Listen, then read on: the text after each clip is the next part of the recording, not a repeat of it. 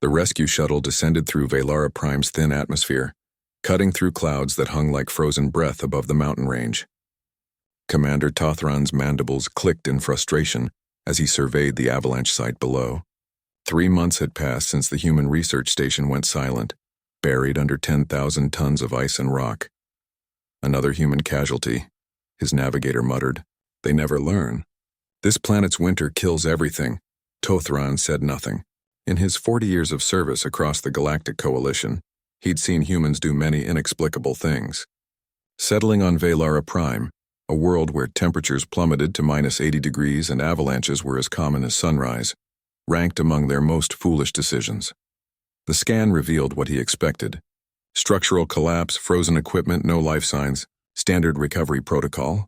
They would retrieve the bodies, file the reports, and add another entry to the growing list of human colonies that had overestimated their species' adaptability. But then the thermal scanner flickered. Commander, the navigator's voice carried a note of confusion. I'm detecting something subsurface. It's faint, but life signs? Impossible to determine. The readings are erratic. Could be geothermal vents or equipment malfunction. Tothran ordered the drilling team deployed anyway. Protocol demanded thoroughness even when hope was illogical. They found her 18 meters down. The excavation revealed a pocket, impossibly, miraculously intact, carved into the compressed snow and debris. Emergency foam had sealed the walls, creating an insulated tomb, and at its center, frozen in a position that defied explanation, was the human researcher designated as Marina. She sat upright against the collapsed wall, her thermal suit torn and useless, her skin pale as the ice surrounding her. Her arms were wrapped around something small and dark, pressed against her chest. Her eyes were closed. She looked peaceful, almost serene, despite the violent death that should have claimed her. Pull her out, Tothran ordered, though he knew it was futile. No organism could survive 3 months in these conditions, human stubbornness notwithstanding. The recovery team moved carefully, their equipment humming in the thin air. As they lifted Marina's body, one of the technicians made a sound, a sharp intake of breath that carried across the comm system. Commander, there's something moving. Tothran descended into the excavation himself, his boots crunching on frost-covered debris. The technician was right. Against Marina's chest, nestled in the hollow created by her crossed arms, something stirred. 2 small creatures emerged, blinking against the sudden light. They were Valeran ice cubs, orphaned young of the planet's apex predator, each no larger than Tothran's fist. Their crystalline fur caught the emergency lights, refracting pale blue and silver. The smaller one, later designated as Krivi, made a soft chirping sound and burrowed deeper into Marina's embrace, seeking warmth that should no longer exist. Impossible, the technician whispered.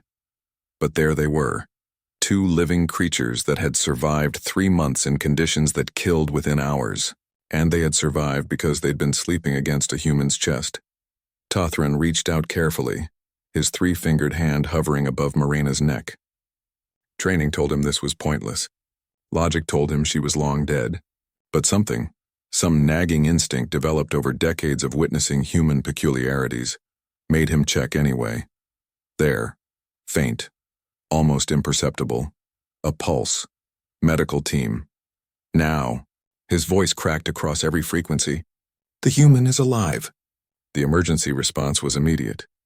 Heating units, stimulants, cellular regenerators, every tool in the Coalition's medical arsenal deployed within seconds. As they worked, the cubs chirped frantically, refusing to leave Marina's side. Krivi especially clung to her, tiny claws digging into the thermal suit's remnants.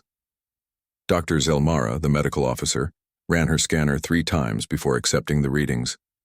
Her core temperature is 28 degrees. She should be dead. Her metabolism has slowed to barely 1% of normal human function. It's as if she hibernated, Tothran finished. Humans don't hibernate. These cubs do. Valeran ice predators can slow their biological functions for months during harsh winters. He looked at the small creatures, then at Marina. She must have found them after the avalanche. Orphaned. Dying. The pieces assembled themselves in his mind. A human researcher, trapped and dying in the cold, discovering 2 helpless cubs. Any rational being would have conserved their remaining resources, maximized their own survival chances. Humans were supposed to be survivors above all else, but Morena had done something different. Something impossibly human. She'd shared her warmth, her breath, her very life force, and in doing so, she'd stumbled upon the cubs' survival mechanism. Their hibernation instinct had triggered in response to her slowing metabolism, and she, through sheer stubborn human refusal to let innocent creatures die, had matched their state. Symbiosis born of desperation and compassion. Two species that shouldn't be able to coexist, keeping each other alive through 3 months of frozen darkness. Will she survive? Tothran asked. Dr. Zelmara's expression was unreadable behind her face mask. Her brain activity is returning. Cellular damage is surprisingly minimal. If we can stabilize her core temperature slowly, yes, I believe she will. As if responding to those words, Morena's fingers twitched. Her eyes fluttered. Krivy chirped excitedly, pressing against her chest where it had slept for 90 days, listening to a heartbeat that refused to stop. When Morena finally opened her eyes, confused and disoriented in the harsh medical lights, the first thing she did was look down at the cubs, not at her rescuers, not at her own condition. She checked on them first. Are they okay? Her voice was barely a whisper, raw from months of disuse. Tothran felt his mandibles spread in what humans called a smile. They're fine. Because of you. Later, as the rescue shuttle climbed back toward orbit with its impossible cargo, 1 human researcher and 2 ice cubs that refused to leave her side, Tothran filed his report. He chose his words carefully, knowing they would circulate through every coalition world. Recommendation: reassess human survival classifications. Subject Morena demonstrates species-typical behavior, prioritizing others' survival over self-preservation. This weakness resulted in unprecedented adaptation and mutual survival. Conclusion: human compassion may be their most dangerous evolutionary advantage. He looked through the medical bay window at Morena, now stable and sleeping naturally, with Krivy curled on her chest exactly as it had been for 3 months. They'd said she perished in the Avalanche. They'd been wrong, because humans didn't know how to quit, not even when buried under mountains, not even when death was certain, especially not when something helpless needed protecting.